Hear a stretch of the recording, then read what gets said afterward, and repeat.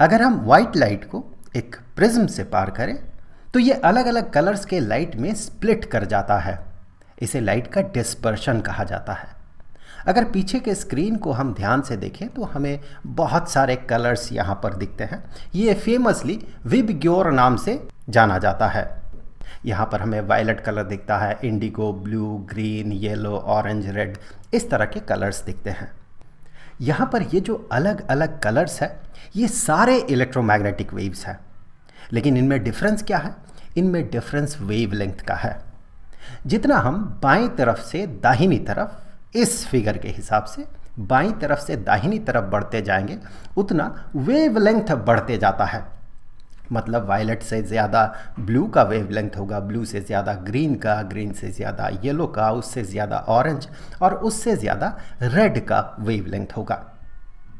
लेकिन यहाँ पर जो हमें दिख रहा है सिर्फ इतना ही इलेक्ट्रोमैग्नेटिक वेव नहीं होता, बल्कि और भी बहुत सारे ऐसे इलेक्ट्रोमैग्नेटिक वेव्स हैं जिन्हें हम देख नहीं पाते।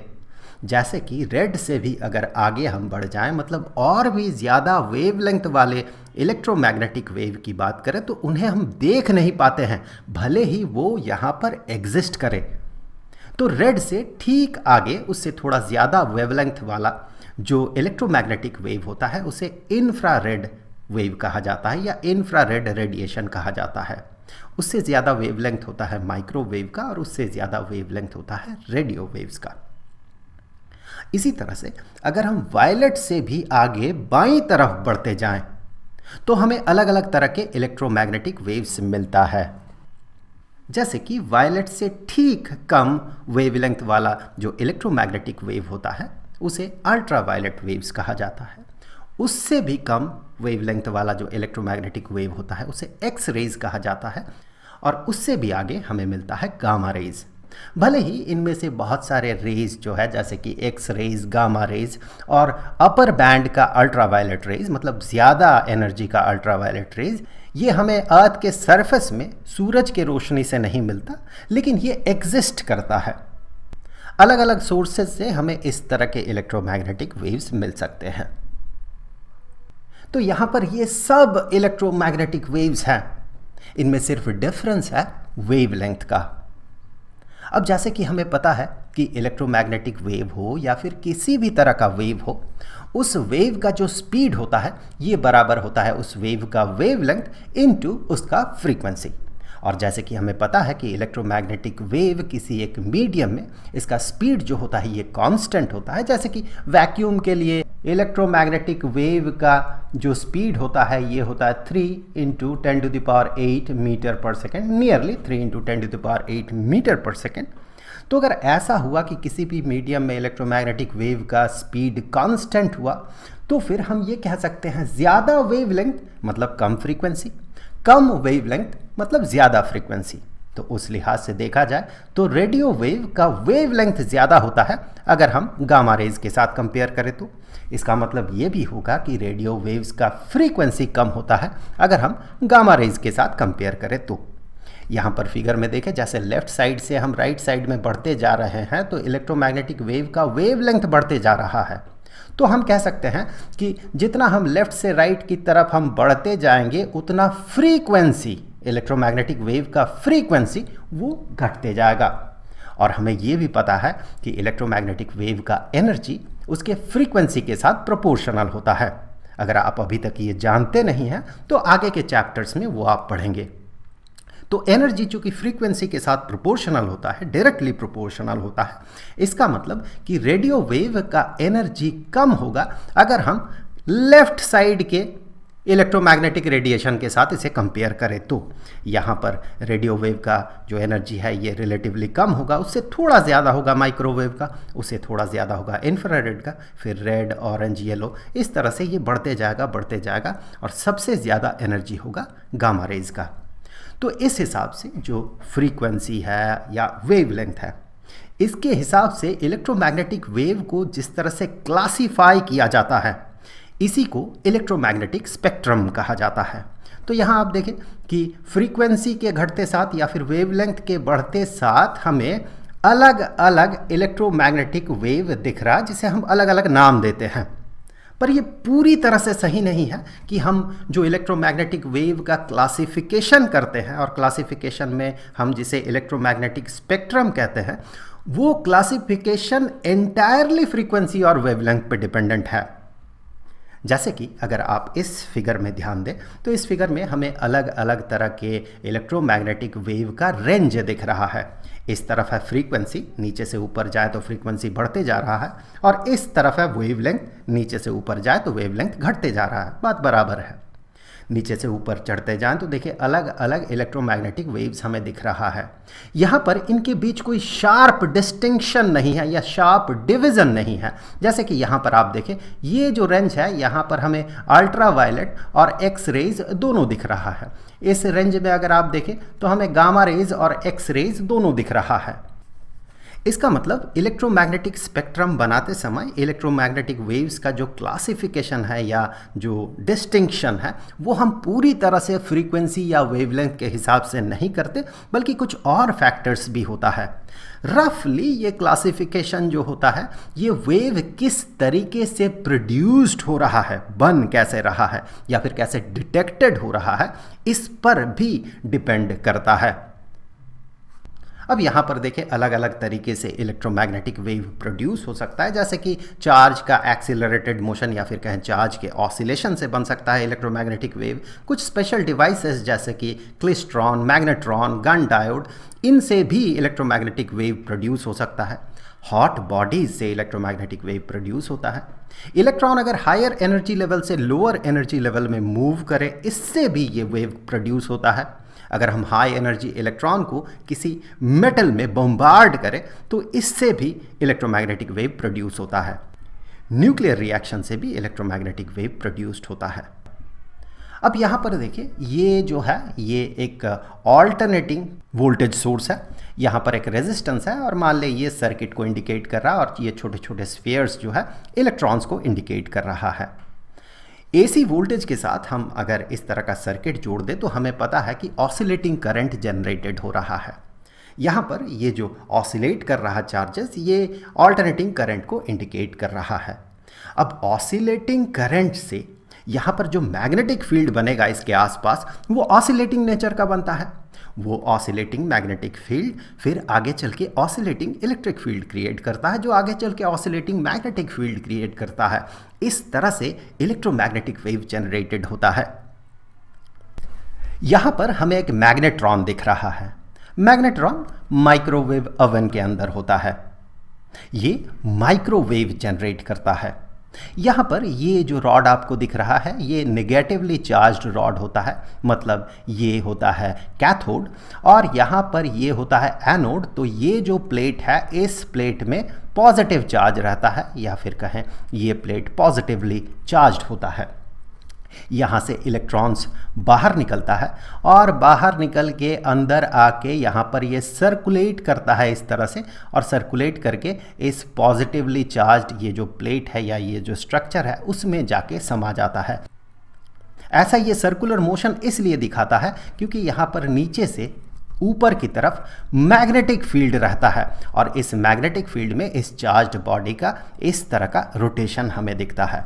और रोटेशन का मतलब होता है एक्सीलरेशन, और जब चार्ज्ड बॉडी एक्सीलरेटेड हो तो ये इलेक्ट्रोमैग्नेटिक वेव जनरेट करता है। इस तरह का जो इलेक्ट्रोमैग्नेटिक वेव जनरेटेड होता है, ये माइक्रोवेव्स जनरेटेड होता है।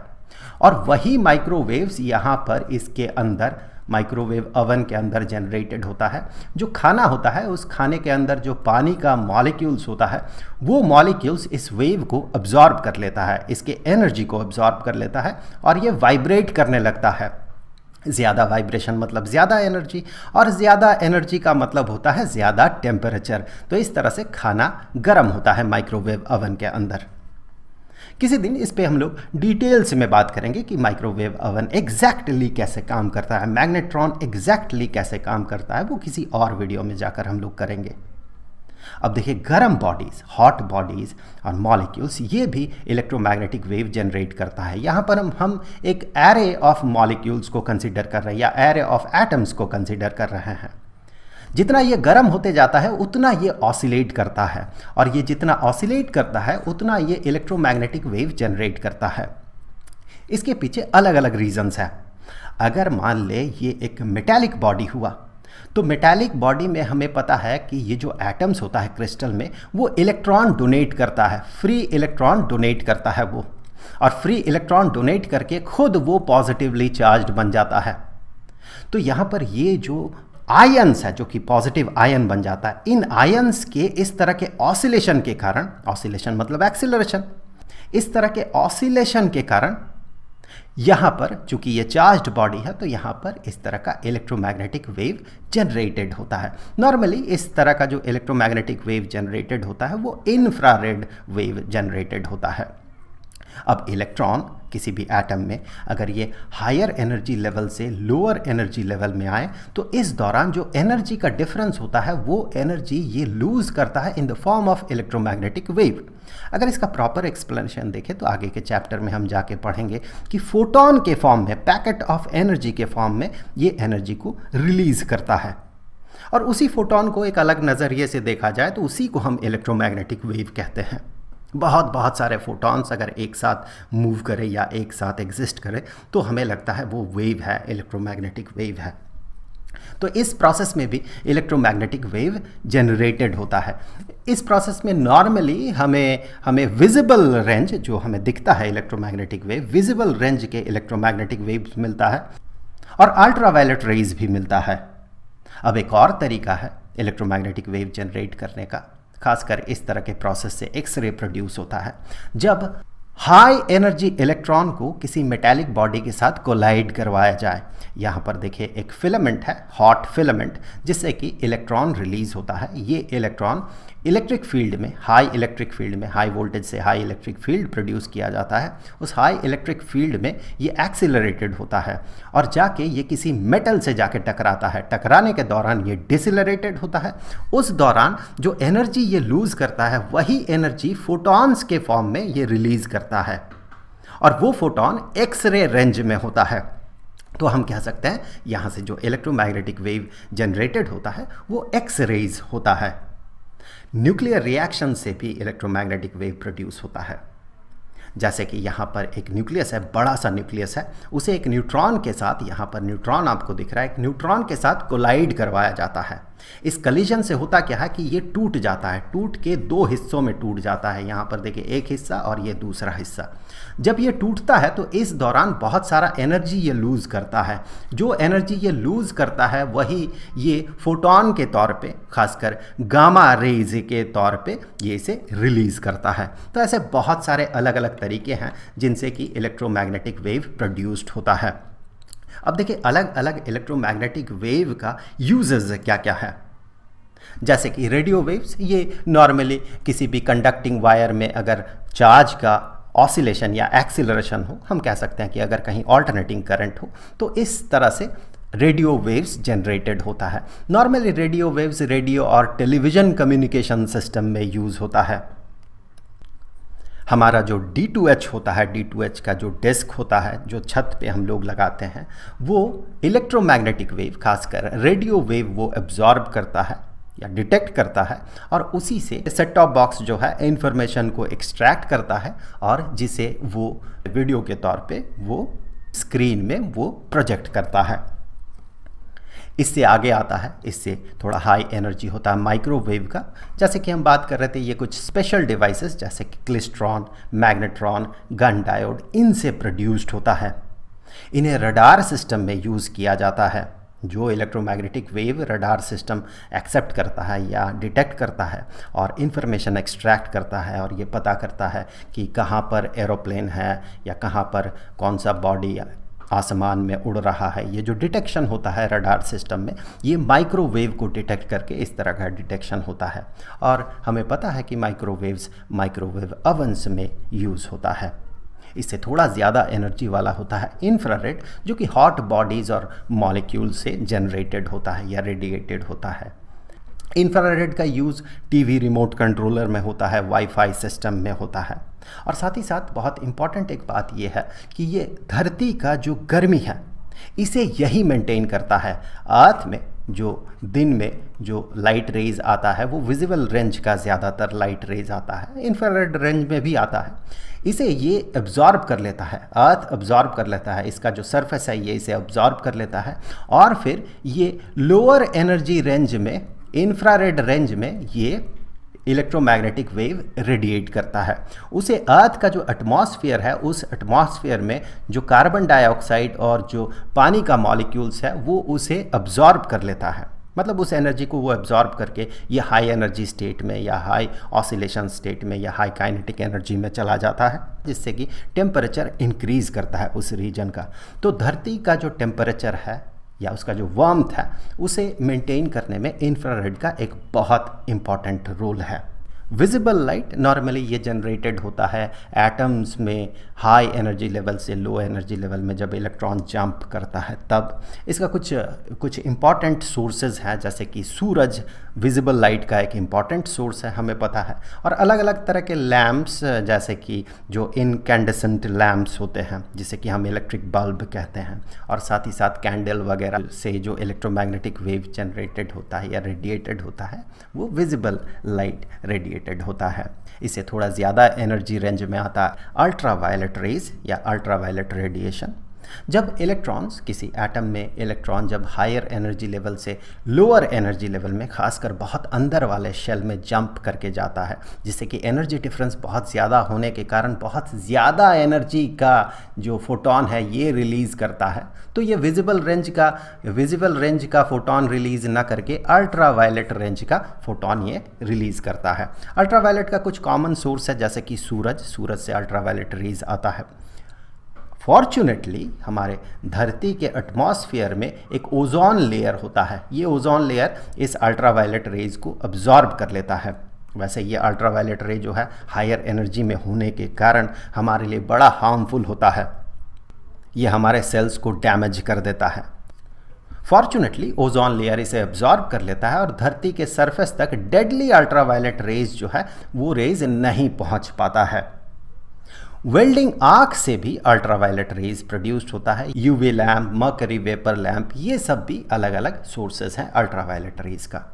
इसका एक इम्पॉर्टेंट यूज़ है लेजिक आई सर्जरी जो होता है उसमें अल्ट्रावायलेट रेज का यूज़ होता है। इसे थोड़ा ज़्यादा एनर्जी रेंज में आता है एक्स रेज। एक्सरे को प्रोड्यूस करने का एक बड़ा ही कॉमन तरीका है कि अगर हम हाई एनर्जी इलेक्ट्रॉन को एक मेटल सरफेस में बम्बार्ड कर दे तो। एक्सरेज का एक इम्पॉर्टेंट यूज़ है एक्सरे फोटोग्राफी, जिसे कि रेडियोग्राफी भी कहा जाता है। इस तरह के फोटोग्राफी में बॉडी के अंदर के पार्ट्स को देखा जाता है, जैसे कि हड्डी में कहाँ पर क्रैक है, कहाँ पर डैमेज हुआ है, ये सब देखने के लिए जो फोटोग्राफी सिस्टम यूज़ किया जाता है उसे एक्सरे फोटोग्राफी या रेडियोग्राफी कहा जाता है। कैंसर के ट्रीटमेंट में भी एक्सरेज को यूज़ किया जाता है। इससे ज़्यादा एनर्जी लेवल में होता है गामा रेज, ये न्यूक्लियर रिएक्शन से प्रोड्यूस्ड होता है और कैंसर सेल को डिस्ट्रॉय करने में इन गामा रेज को यूज़ किया जाता है। तो ये था इलेक्ट्रोमैग्नेटिक स्पेक्ट्रम। अब अगले चैप्टर में हमें पढ़ना है ray optics and optical instruments. इस चैप्टर के सारे वीडियोस इस चैनल पे अवेलेबल है, तो पहले वीडियो का लिंक आपको यहाँ पर स्क्रीन पे मिल जाएगा। इस चैप्टर के यानी कि इलेक्ट्रोमैग्नेटिक वेव्स चैप्टर के सारे वीडियोस का जो प्लेलिस्ट है उसका लिंक आपको नीचे डिस्क्रिप्शन बॉक्स में मिल जाएगा। तो मिलते हैं अगले वीडियो में, तब तक के लिए खुश रहें। Good bye.